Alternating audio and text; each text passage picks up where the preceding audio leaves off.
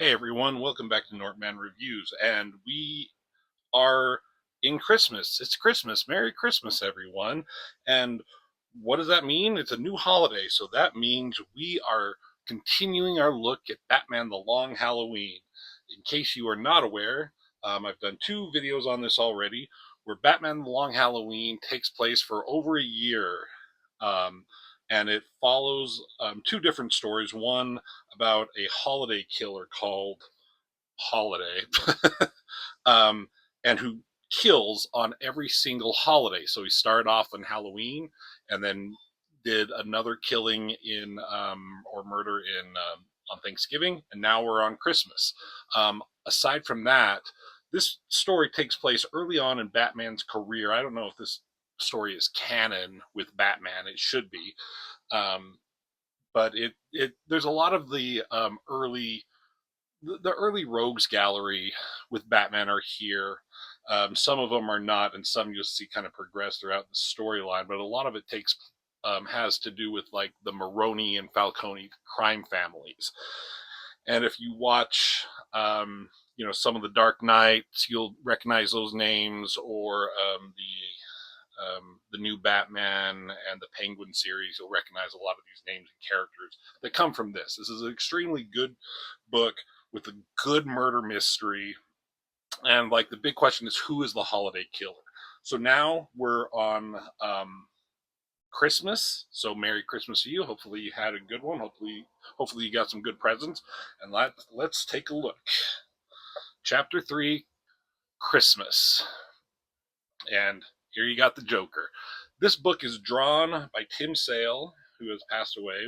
Very unfortunate. He's an extremely good artist, but you have to kind of look at his art in a different kind of way to appreciate it. Maybe a lot of people won't see it as such a good artist that he is. You know, it's not flashy like some of your image artists, or as hyper detailed as like a Brian Hitch or Alex Ross or some of those guys. But he has a very unique way of drawing, and it's really good. I'll point out some of the stuff what I like. So Joker is kind of your first main rogues Batman rogues gallery villain that we are introduced into this series. The first one you see the first issue you see Catwoman. The next issue on Thanksgiving, Solomon Grundy was around, but now we got Joker, so things are heating up. So here he is. I like this shot of him. Tim Sale uses a lot of darks, a lot of blacks, and again, I talk about this a lot, and I'm going to sound like a parrot, but I love artists who know when to use backgrounds and when not to use them. Use them efficiently. So Joker's seeing, living in a winter wonderland. He's looking at this newspaper. It's snowing outside, as you can tell. You're ripping it up into pieces, and then this shot of him, like, look at his face. It's kind of crazy. There's all these. Oh, hey, Rusty's here, everyone. Um, there these crazy shadows, and just like it's very stylized and almost a weird caricature. Like, he looks very grotesque. This is not a normal look for a man. It's not very symmetrical. It's this long goddamn chin and like all these teeth. Look at these teeth here. That is not a normal human grin. But for someone like the Joker, who's a person, but he's more or less a monster, it really, really works. And this look in his eyes is really cool. So he's saying, I hate that song. And he's talking to someone, and you realize he's in a house and he's robbing some people, and he's like stealing all their presents. And he's starting to quote what I think is the Grinch. He slithered and slunk with a smile most unpleasant. Around the whole room, he took every present. So, like, just randomly, he's like stealing presents from this family for whatever reason. Like, does Joker need a reason? Um, and then we cut to Christmas Eve in Gotham City, and we're at Arkham Asylum. You got Batman and Jim Gordon. Now, in this storyline so far, Batman and Gordon and Harvey Dent, who is not Two Face, he's just regular District Attorney Harvey Dent. Those three have made a pact to rid the Falcone crime family threat, basically. Um, Dent's not here right now, but Batman is kind of worried about he's worried about the Falcone and the mob, but he's also worried about the Holiday Killer. So I love it's very weird to see or hard to tell, but in this panel right here, you can tell that the Arkham is kind of like it's like cylindrical, it's circular. They're walking in a circle, and that's where all these cells are. And they're going to visit someone who they think can give them more information on the Holiday Killer. And they come up to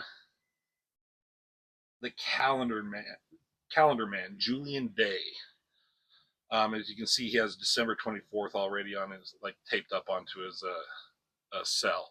I don't know much about this character, and this was the first time I was introduced to him. The only other time I've really come across, I don't read a lot of Batman books. Maybe he's had some really cool storylines. The only other place I've seen him is in the Batman Arkham video games, specifically Arkham City, where it's basically the same thing. You see him in a cell, and you could go back on every holiday in that game, and he would say something unique about that holiday. So they're coming to him, seeing if they have any insight about the Holiday Killer, because it coincides with the calendar. And it's Christmas Eve. He's like, well, tomorrow's the big day, and she'll be killing again. So that's kind of wait, what? It's a woman? How do you know? It's like, and it's like, what makes you think it's a woman? But he immediately says because he likes it, the attention. No one knows who she is, and already he has made a name for himself or herself. So he doesn't know. He's just kind of talking in generalizations because it could be a man or a woman, right? And he goes on to mention you're lucky so far because in February there's several different holidays. Lincoln's birthday, Washington's birthday, President's Day. And they're like, February? Surely we'll have caught the killer by then, Gordon says. And then it's just kind of this cool down shot. You see more into this glass cell of Calendar Man where he's like the floor is just littered with all these pages of dates. And Batman says, let's go. He knows where he's not going to get much information off of this guy at this point. And then we go to Maroni's, Maroni is the rival to the Falcone family, and they're talking about it has to be Harvey Dent. I don't know why he thinks that. Just people are just trying to figure it out, and they think it like Harvey Dent is a good suspect because so far all the killings have been focused on the Falcone crime family, and Dent is pretty what's the word? Focused on the Falcones. So Maroni, the head boss, is talking to one of his henchmen here, and they say they want to get someone in, like a plant, someone in the DA office. And then this guy kind of starts giggling, and we all know what's coming from that. And he has this creepy grin there, plants face first down into his spaghetti, and there's the Joker suddenly as a waiter. Now, I don't think there's been, again, like I said, this is early on in Batman's history, so all the rogues are kind of new as well. So Maroni, he sees the Joker, and he's not like too, I don't know if he knows who he is or not, but he's not like too afraid of him like he probably should be. And so he's like, a clown, you don't come to my place. He pulls a gun, but Joker pulls this fucking huge gun with a J on it, just so you know. And Joker calls Maroni here Holiday. Yeah, and he says like, yeah, like all it should be like that's the best guess because all the killings have been done against the Falcone family, the Roman they call him. But he's like, it's not on me. I swear on my grave. At the end of the day, it's about business, and this is screwing everybody's business. So Joker, again with his creepy grin and all these teeth, says, "Okay, then who is Holiday?"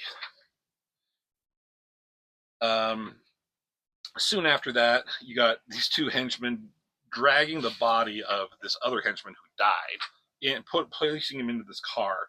And I love this with no words. Suddenly, Batman is there.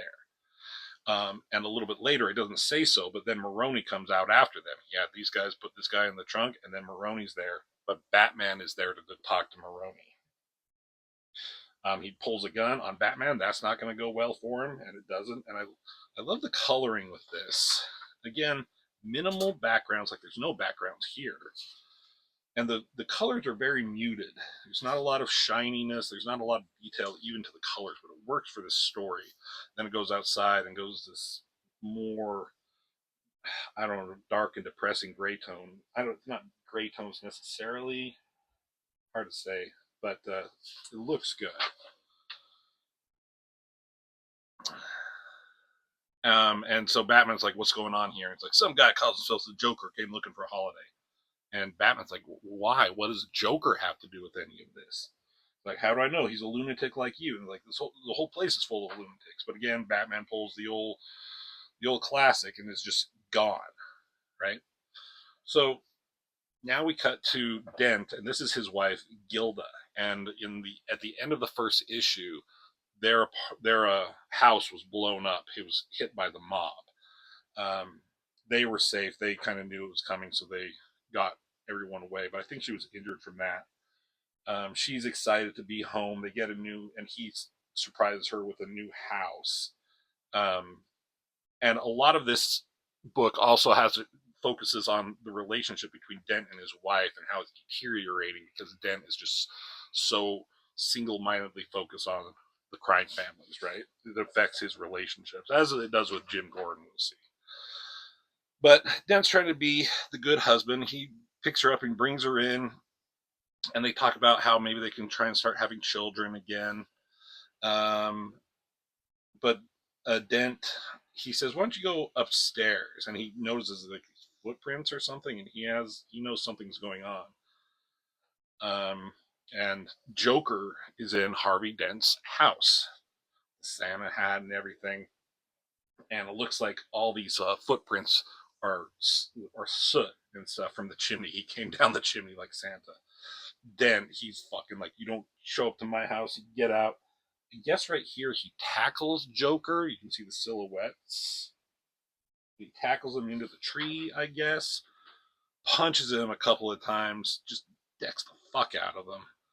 Um, there's no action lines here that we'll point out. There's no sound effects. Too many comic books would have a sound effect. Let's see, this pull this random Spider-Man one that I did. I'm sure.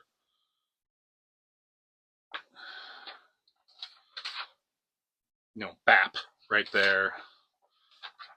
Thwam, scream. Like, there's none of that in this book. It's just the art and the story telling you what's going on. Joker, he kicks him right in the balls. It's kind of hard to tell, but that's his foot right there in between Dent's legs. That drops him. And he's like, "You're good, but you're no Batman." The question is, what sort of man are you? And he says, "This town isn't big enough for two homicidal maniacs." He's looking at him through this like magnifying glass. So his like face is all huge right there. So Joker, that's his motivation there. He wants to find Holiday and put a stop to him because he doesn't like the attention that Holiday is getting too. It should be all on the Joker. And he thinks that Harvey Dent is Holiday. He's like, "If I find out that that's true, I won't be as forgiving the next time." So he says, "Get out of my house." Then the wife, Gilda, comes down, sees Harvey beat up, and she comforts him here. It's very kind of sad, even on Christmas Eve or Christmas Day. I don't know if it's Christmas Day yet. Can't have a happy moment. Now, Jeff Loeb, the writer on this, I don't know if I mentioned that. He's done a bunch of stuff. He's a great writer, and he did the Batman Hush series with Jim Lee, which I'll be looking at some point. And I'm pretty sure there's a moment where Two-Face and Joker are talking to each other, and they mention this interaction right here. So that's a little like, I guess this book has to be canon, especially in Batman's lore. And I just kind of like that, with Jeff Loeb doing a callback to this. Then we got to the Romans penthouse. That's a cool silent image showing the transition of where we're at. And again, Roman's in his bed. There's a silhouette here, and there's fucking Joker causing havoc everywhere. And he whispers to him, he's like, "You need to find this Holiday, or I will kill everyone in Gotham City until I find him."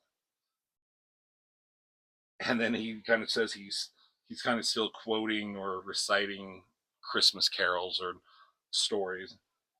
He spoke not a word, but went straight to work and filled all the stockings, then filled with and then someone says jerk, and as he leaves the penthouse, and you can see these dead bodies that he took care of, he's dropping these cards, and one of these henchmen is coming after him.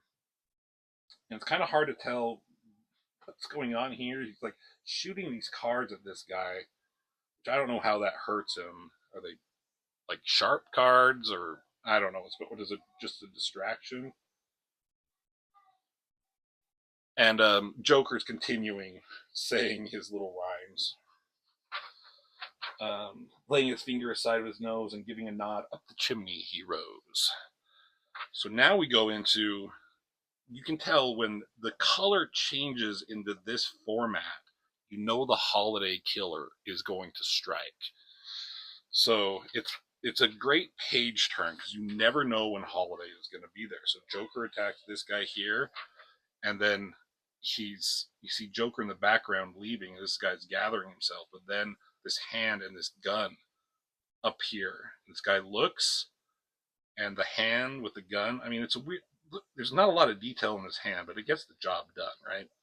And it shoots again, and this guy is dead apparently. And as always, the Holiday Killer leaves the gun and this baby plug or a pacifier, which he uses as a silencer, and a little trinket for the Holiday. And here we have a snow globe. And this guy, this random henchman, I guess, is dead.